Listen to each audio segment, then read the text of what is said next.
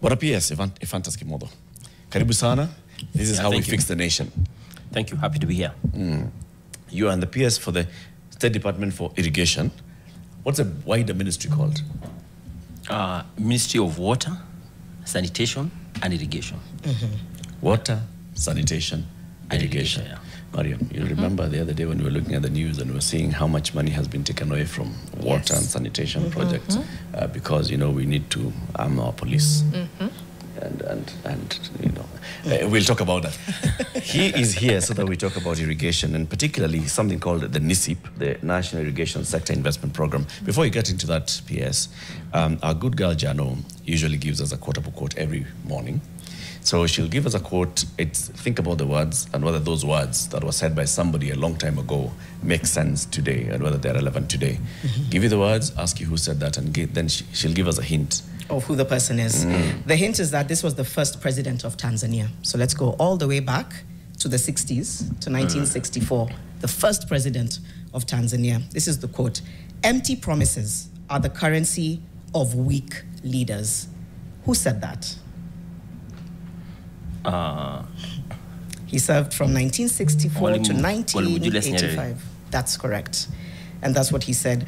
In terms of when and where, he used to allude to these statements quite a bit. A lot of his speeches were along the lines of, this is what good leadership is, this is what it isn't.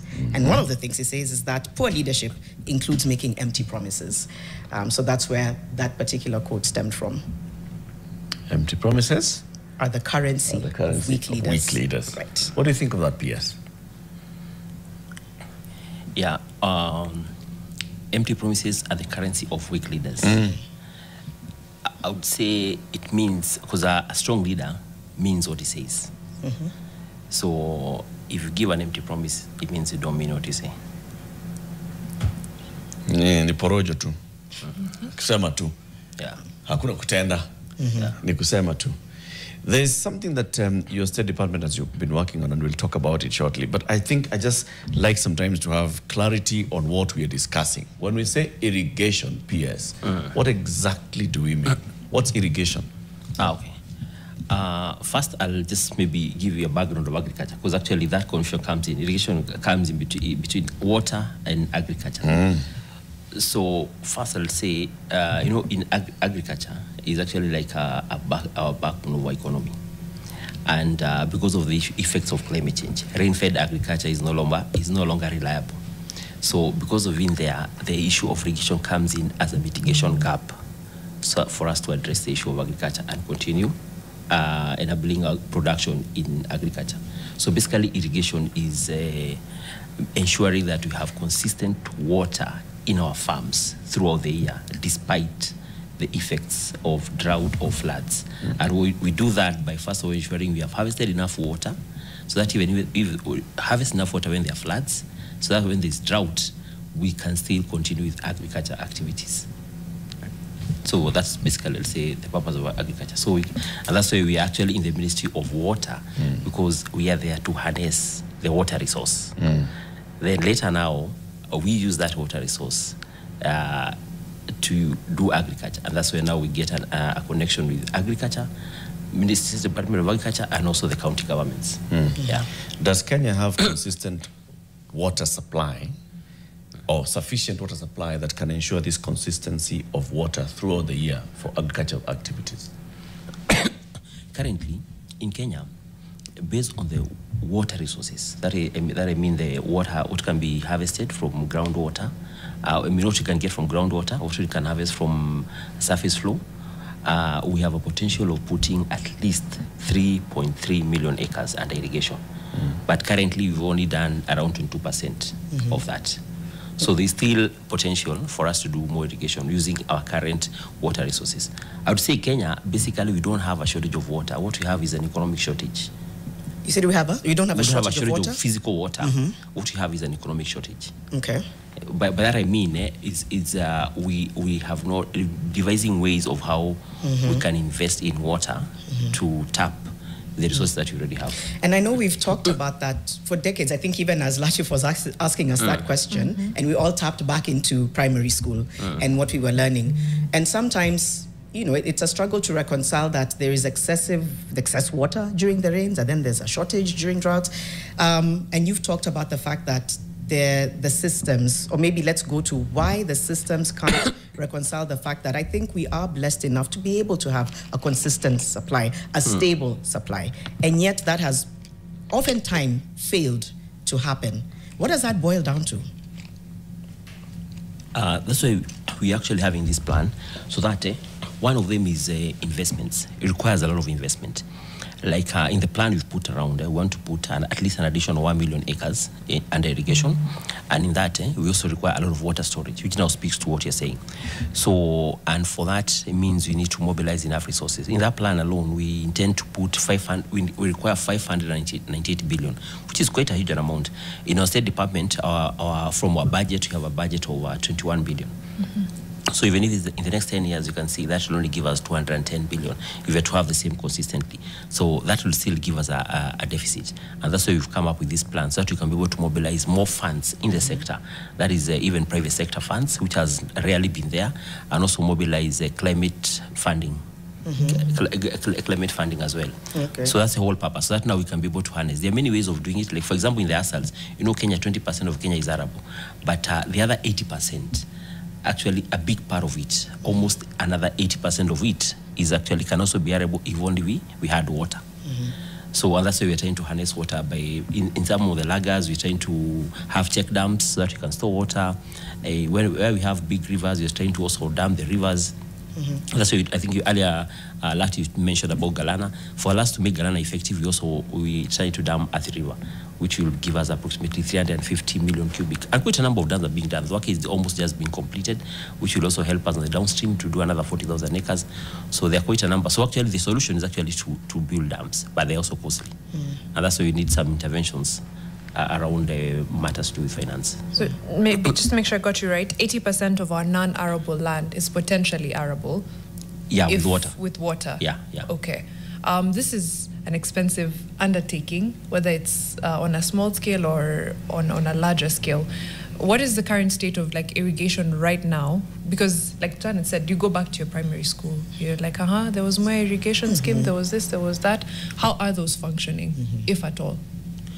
Okay. For example, I think that's a good question. I'll give you an example of Moya irrigation scheme, which I think we all know about it. A Moya irrigation scheme, before this administration came on board, we had put 25,000 acres under crop.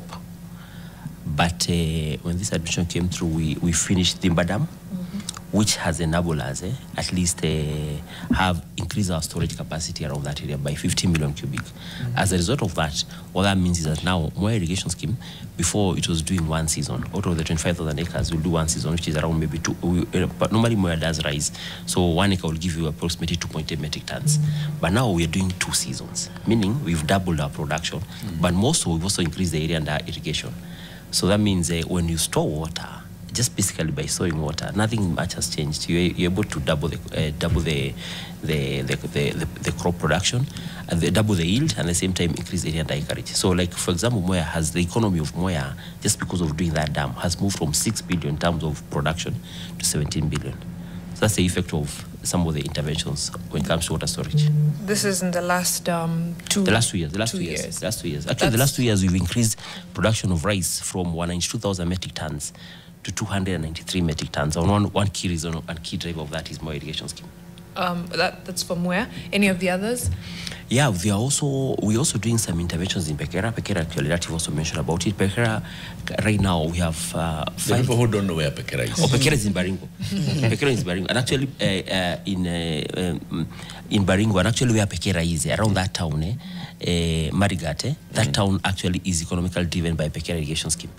Currently, we have 5,800 coverage of Pekera irrigation scheme, but only 2,800 is under crop, again because of water. But towards that, what are you doing? We are trying to do a dam called Radat Dam, which also help us expand, get to the maximum potential of 5,800, and also cover more acreage in Baringo County. Oh, this is something that now is coming up? It's actually ongoing. It's a conversion that's ongoing. Can I ask that? I'm trying to figure out how to reconcile, even a bit of going back to what Mariam said. How exactly people might be watching this and listening and saying, so it just seems like we go adding, expanding, investing, using a lot of money, almost like you're trying to band-aid something that's broken when maybe there's a systemic issue as to why they've previously not been as effective, a lot of these irrigation schemes, or why we're not going back to find ways to scale those, reinvest in those, as opposed to adding. Okay, so yeah, we're actually doing both. In our plan, there's a plan of expanding the already existing schemes, but that only contributes to around maybe an additional 50,000. But you see, we actually talked about doing 1 million acres. So the expansion of those schemes, we're starting there because that's low-lying fruits. And also, the other thing we're doing in our old schemes, we are converting, most of them were diesel-fed. They were actually relying on diesel. So we are converting that to gravity and some to solar. Recently, Bunyara Irrigation Scheme, which used to be also one of the land in GSC, we've now expanded it to all the way to the CR side. So now we are calling it Lowanzoia Irrigation Scheme, and it's now used, water is flowing by gravity. What that means is the farmers will incur much less, because before they were incurring much more in terms of operational and maintenance costs. So that means the maintenance cost has actually gone drastically. Also in some other schemes like Hola, we are converting it to solar. So that is some of the same. But also one above that, we are doing we've done a lot of community irrigation schemes. We've actually done over 500 community irrigation schemes. Our coverage in our total area under irrigation is 747,000 acres. But in those schemes, total coverage is around 79,000. So you can see, when talking about those schemes, you're talking about 10%. There's been a lot of expansion over time. But the last 2 years, by the time this administration took over, our coverage was 664,000 acres. But currently, we are 747, meaning there's an additional 83,000 acres. And that is 80,000 acres. What it means to Kenyans that our production has increased. Rice, as I said earlier, we used to be at 192. Now we are at 293. We have increased that by 50%. And our plan is to go to 400, to increase the production to 440 metric tons by 2027 and to 1 million metric tons by 2032. As you know, rice is one of the key value chains that we actually import a lot. We actually been importing 80%, but now that is reducing over time. Okay. Wondering from a sustainability perspective, because water is not an infinite resource. If we do get to these 1.7 million acres of land, what does that do for our water resource, our water table? And of course, in areas where there's large irrigation schemes, there's still, smallholder farmers around planting, just going about their daily business, subsistence crops, etc. What does that mean from a sustainability perspective now for them? Because it will be competition for resources for the water. Yeah, so that's why we've actually, as we talk about putting 1 million acres under irrigation, of course that's now an extraction. We're also thinking about the water security part of it. We've done some hydronomic zoning, which has actually shown us the potential. That's why I talk about the 3.3 million acres. But over and above that, this plan also has an integrated water resource system, which encompasses Ministry of Environment and Forestry. So in terms of protecting the water catchment. So as we extract more water, we're also trying to protect our water catchment in the upstream. So it's a solution whereby it's a whole integrated system. We cannot talk about extracting water downstream and upstream we are doing nothing. So there's also an integrated resource system whereby we are also trying to do activities in the upstream. That's why, like for example, the 15 billion trees, which is one of the key interventions of this government, speaks into that. Part of that, see, part of when you plant trees, that's also part of the issue of protecting water catchment and ensuring our sustainability of our water. What about for the smallholder farmers who may be around large irrigation schemes, but they're not growing rice, they're not growing, anything that requires this scale of irrigation, but they're depending on the same water?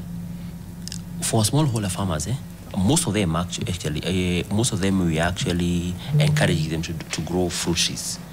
That way now, when you grow a fruit tree, it will give us the same effect, but at the same time, it will also provide a livelihood to the farmer. That's why when you talk about the 15 billion tree, we're saying 30% of it should be geared more on fruit trees. And that we are targeting the people who are the smallholder farmer.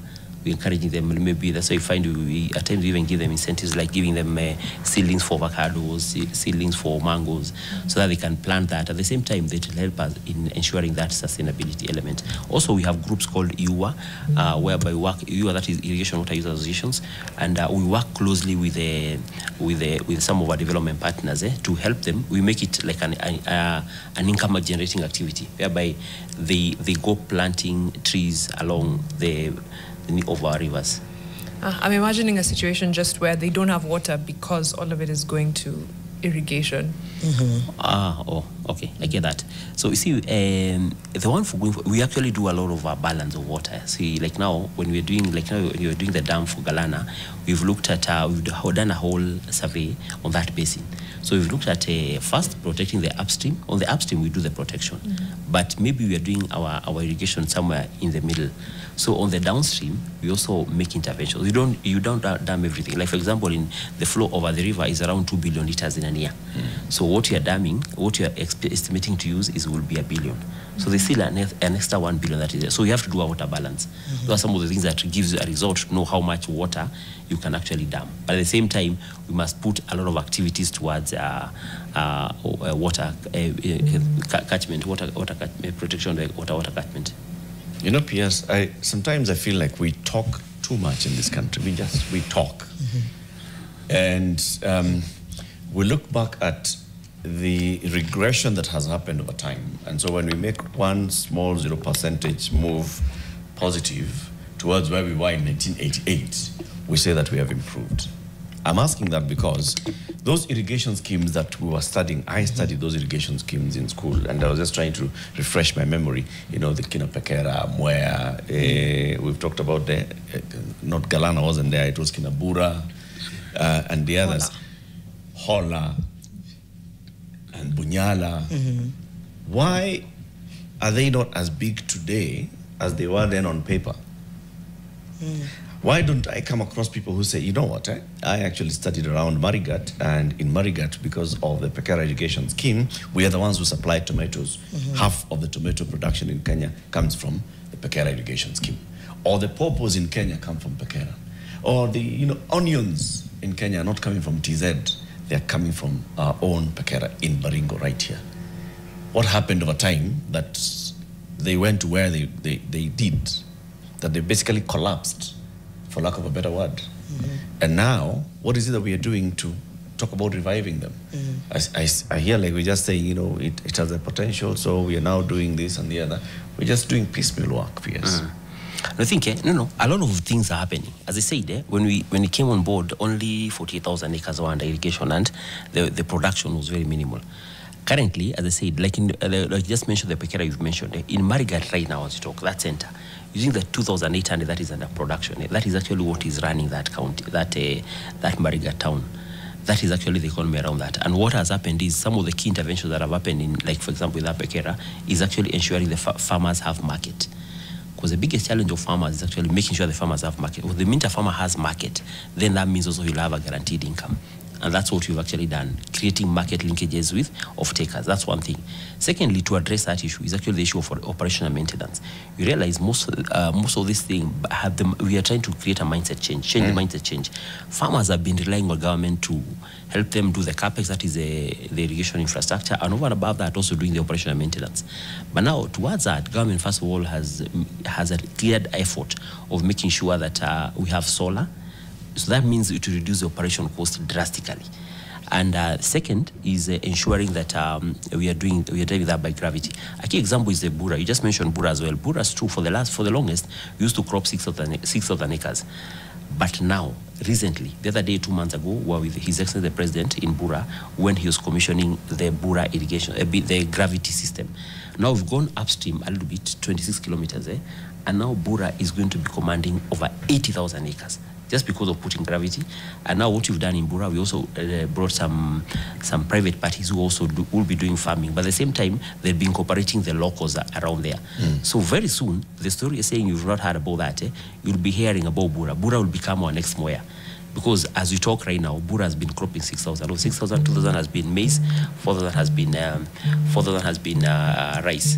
But right now, as we talk, we are talking about a situation whereby, as we talk, there's a private party who's willing to crop 35,000 acres under rice. So very soon, our rice deficit actually will be addressed by some of those schemes. And I'm looking forward to just even hearing from our audience, people saying that I come from Bura, I come from Hola, I come from these areas, and this is now our economic mainstay, and it's improved, it's changed our lives.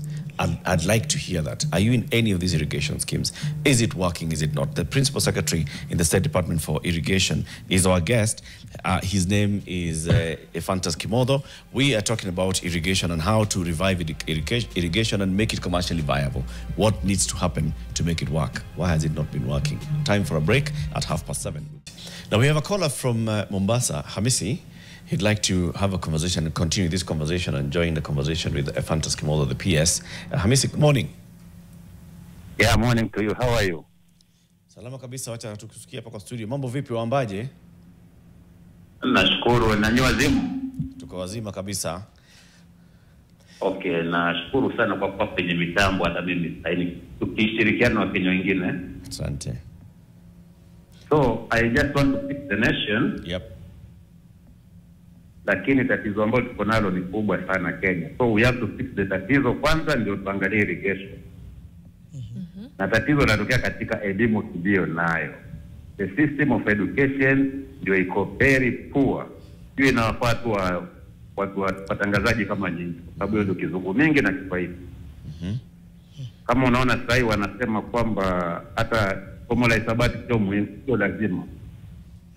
Katika secondary upenda hivyo juu. Let's focus. So ni kumaanisha sisi tukifanya mambo ambayo hayatusaidii Kenya. So we have to look vitu ambavyo vinatusaidia kwanza. Mbeleni tulikuwa na somo linaitwa Hamisi, nikuulize, would you have a question? Oh, amepotea. Okay. An issue directly on irrigation. Maybe he's starting from that point and saying we are focusing on the wrong things. Right. If we are not thinking of how to educate people so then they can take advantage of these ones. I didn't get that though from him. Right. If you've got a question as well or a comment and you'd like to join in this conversation with our PS, join us and you can call in. And also you can send your questions and comments on all our social media on Facebook and YouTube and X and TikTok, and we'll pose the questions. Somebody's asking PS, when are we going to start feeling the fruit of all this work? It's been 2.5 years of the Ruto administration. You know, he talked about investment in dams. How many dams did Ruto promise across the country? Mega dams. We haven't seen them. He talked about improving agriculture and food security. When are we going to start actually feeling the improvement in our agriculture sector through the contribution of irrigation? Yeah, thank you. So already, we're already feeling that. This is not just a plan, it's a plan which is already in action. Talking about the food security, as I said, like even maize, for example, maize under irrigation has already, the maize is basically done under rain-fed, but also part of it under irrigation. In irrigation by itself, we've already improved 6 million bags per year. Just from, that is Pekera irrigation scheme. And most of irrigation schemes are also from the other community irrigation scheme, which I've said we have already built over time. So that is a reality. So you're saying that in 2021, some of these irrigation schemes were not producing what they're producing now? The yield has increased drastically. It has actually doubled. Is attributed to what? The yield is attributed by the interventions which have been done. Expansion, dealing with the issues like what I've just mentioned earlier, solarizing some of the irrigation schemes, using gravity in some of the schemes, that by itself has increased that. In Galana itself, which we were talked about earlier, that's a plan, but which is going to be actualized. We had this private party who actually in 1 acre, when he was doing the test trials, he did a test trial on 500 acres, but per acre, he was doing 35 bags per season. So in 1 year, that means that's 70 bags per season. We recently signed the deal with one of the private parties to start production on 20,000 acres. So that is something that by April, he's actually going to plug in. He's already done his test trials and confirmed he can easily do 70. Even if worst case scenario, that would be 60 bags per year. So if you plug in like 10,000 acres on that, that's 600,000. So already some of these things we already actually starting to fill them. Talking about, we have some other projects we have in Mount Kenya, we call them smallholder irrigation schemes. Those ones have increased in terms of exports. People are doing horticulture, the farmers are doing horticulture in those schemes. And that is already working, and we've actually commissioned some of them. We have a call on the line, and we'll hear from Remy, who's in Kitengela. Remy, good morning. Good morning. Thank you very much for joining us. You got a question for the PS? Yes, I have some questions and compliments. All right. My first question is that if wamejenga hiyo irrigation kila mahali, kuna zile dams zilijengwa kwa ward level. Na hizo dams kuna nyingi zenye hazikumalizika, kuna zile pia zinaharibu shamba za wengine. Kama wapi hivi, Remy? Kama Rongai, Nakuru County, kuna dam 3 ambazo zilijengwa kabisa zikaweka maji vizuri. Lakini hazikuweza kumalizwa zingine 2 ambazo ziliweza kuingia kwa shamba za wengine na mpaka zinaharibu shamba za mtu. Kuna jirani yangu eka 5 zake ziko ndani ya damu. Like imefurika? Yes, inafurikaga kama saizi imemwaga maji yote ndani ya damu. Ni county hawajakuja kurekebisha. Alafu kama tungekuwa tunaweza kufufua agriculture sector ikue iko very active from ward level, ingeweza kusaidia wakulima waweze kuongeza chakula kwa kikapu ya Kenya. Na ingefanya vijana wetu ambao wako drug addicts na wako jobless waweze kupata kazi, kwa sababu hizo dams ziko nyingi zilijengwa kwa ward level. Na shamba zenye ziko zinafaa kusaidia mabonyenye wanazidi kuigrab. Okay. So tunamuomba PS kama ataweza connect na wale leaders wa ward level, ndio tuweze kuput up together hiyo cooperative ya farmers.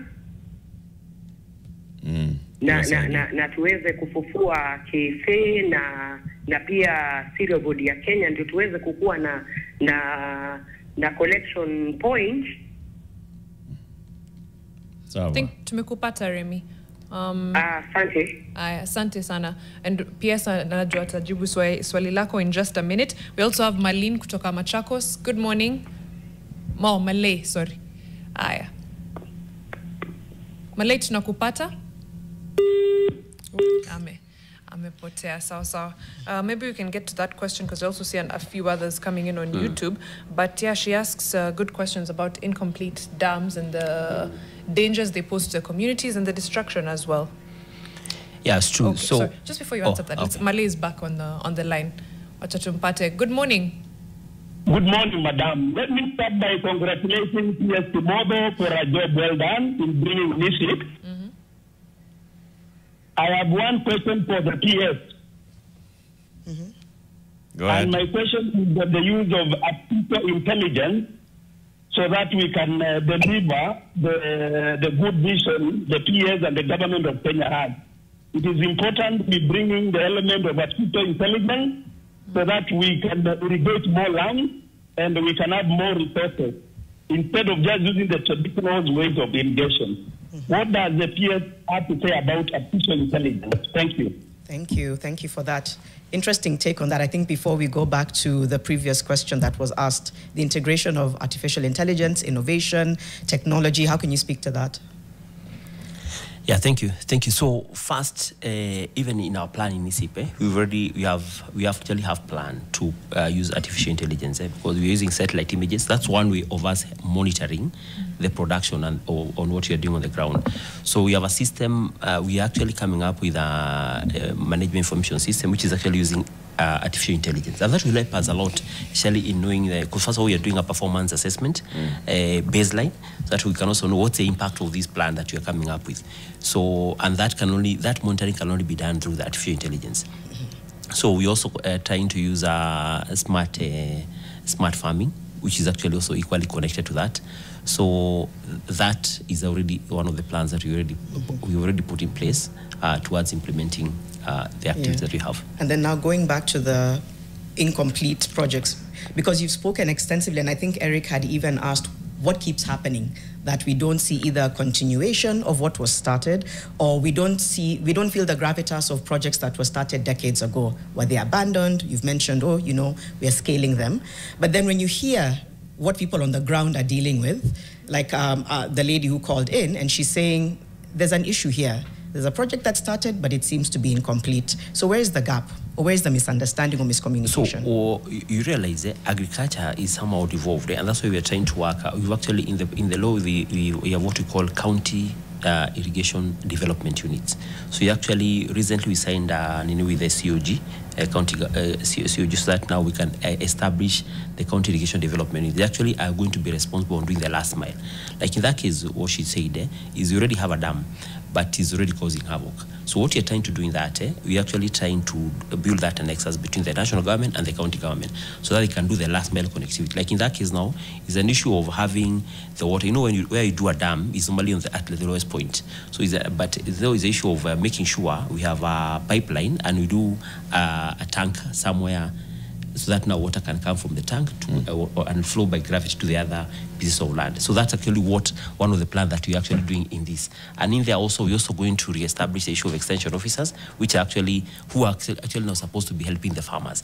She also mentioned about aggregation, which is something we are doing. We are trying to bring the youth together to form in a cooperative so that they can aggregate all the farmers around a particular ward. She was very specific actually, said a ward. So in every ward, you're trying to form a cooperative, which will be aggregating the farmers all together. Because when it comes to market also, these farmers, for them to have money, they have to aggregate and take it to the market. So those are some of the interventions. Yes, all of these things you're speaking of in the future. No, already some of them are happening. The State Department for Irrigation, though it has been revamped now, it has a new PS and all, it's been there. The ministry in charge of irrigation, whether it's been under agriculture and irrigation, water and irrigation, have been there. The National Irrigation Board has been there for very many years. Devolution has now been there for 13 years. We are still planning, it's in the plan, it's in the pipeline, it's what we are launching now, it's a plan. I get wary of hearing plan. Because there are people who are living today, and their plan is to have a better future, but they are living their life today. When can we ever say that this was planned 10 years ago and this is the success of it? So we already have established 5 county irrigation development, which are already working. And these are the areas where we already have community irrigation schemes. So this is not a plan, but it's a plan that is actually being actualized. The only thing now what we've done right now is actually to raise a campaign so that we can also mobilize more resources to it. Let's take a call from Sammy. Sammy is in West Pokot. When he finishes, I want to ask you, should we just do away with the national irrigation? Or he's dropped. Sammy, if you're able to call back, and then we can put you on air with the PS. True. Should we do away with the national irrigation scheme, PS? Because, look, board, it's been there for how many years? The NIB, do you know where the headquarters are, Janet? Lenana Road, am I right? The National Irrigation Board has been there for all these years. These irrigation schemes that we're talking about, right? They have floundered, and they've started, stopped, they have failed for many. Communities would actually describe them as failed. Our irrigation, we have seen only this small percentage of our acreage and irrigation. We've been having this institution for all those years. It's been 2.5 years of the Kenya Kwanza administration. This is the time when you're launching a plan, and this plan is called the National Irrigation Sector Investment Plan. We are launching a plan now with 2.5 years to the end of this. How sure are we that this plan will even see the next administration that comes in? Yeah, first, National Irrigation Board is no longer now called National Irrigation Board, it's now called National Irrigation Authority. And after it became an authority, it was given more mandate over and above the public schemes. And it was from, now from that, National Irrigation Authority has actually done 188 additional community irrigation schemes. Since it became an authority? Yeah, since it became an authority. What changed? It's a mandate. It's a mandate. It's a mandate. You see, before the mandate was just within the schemes. Now the mandate went beyond where we had other potential. And community irrigation scheme, this is whereby we are doing you're setting up an irrigation scheme in land that is owned by the community. Okay. So we first bring the community together as a group, maybe 500 to 1,000 farmers. They're brought together in a cooperative, and but now after they've completed it, they're supposed to hand over that to the county. Are they accounting for the schemes that were under them when they were aboard? That one is still there. Are they there. accounting for what happened to Bunyala, what happened to Bura, what happens to Mwea, what happened to Ahero, Galana Kulalu, what happened to Pakera schemes? All these. And where can we access those status updates? Right. Because I think we actually, that is them. normally published in the Kenya National Bureau of Statistics. It's very clearly published. Like Bunyala, I'll say it was 600 those days. Now Bunyala itself has expanded to 3,000. Ahero right now has expanded to over 10,000. So there's an expansion and there's production. So it's only that probably but that information is there in the Kenya National Bureau of Statistics. Right. The expansion. So there's someone pushing back on, for example, the expansion in Mwea. Joseph Murithi says water shortage for irrigation in Mwea is still not solved despite Thiba Dam. There's no double cropping as the PS said. Why are we still experiencing shortages up to now? Just hold on that question because we also have a caller who wants to ask Joseph. Good morning. Good morning to you, madam. Do you have a question for the PS? Ndio. Uliza. Jambo. PS Salama sana Bwana Joseph. Mara ya kwanza nimeona PS anakuja kuongea mambo ya small scale farming. Upande wa irrigation. Hapa kwetu Meru unajua hizo dams sio kama vile nasikia kwingine zimechimbwa, lakini tuko na mito mingi. Serikali inaweza kutusaidiaje kwa irrigation ili hata sisi tuiweze kuinua maisha ya vijana na wale wakulima wadogo katika eneo la Meru County? Asante, that's a great question, especially for the small farmers. Thank you so much, Joseph. I think we'll answer those questions, PS. So first, there was on YouTube someone who, is it not Karanja actually, let me get the name right, who said that they do not see, Joseph Murithi says, yeah, there's a water shortage in Mwea is still not solved, despite Thiba, there's no double cropping as the PS said. Why are we still experiencing water shortages? And then perhaps, irrigation now for smallholder farmers. Okay, so, Mwea, the challenge is those are the people in the upstream. Those are the people in the upstream, and we're trying to see what we can do to address. You see those people who are in the upstream of the dam. If the dam, the people who are actually benefiting are the people who are on the downstream. But the people in the upstream, that's a challenge that has been there. We're trying to see how that can be addressed. What was the plan? When you're building the dam, you knew this water will benefit the people downstream. There will be people upstream who will require some intervention. As Thiba was being conceptualized and it was being constructed, what was the plan for the upstream people like in Murithi? Yeah, that's why we're having what you're calling the farmer-led irrigation development. Now we'll be using solar pumps. For such people, we will be using solar, we'll help them with the issue of solar pumps. But we're going to have subsidized solar pumps for the people in the upstream. But now so that it pumps water upwards? Yeah, exactly. Okay. Yeah. How long should they expect this to, before it comes to life? This is part of the plan. We expect this to start happening probably in the next 6 months.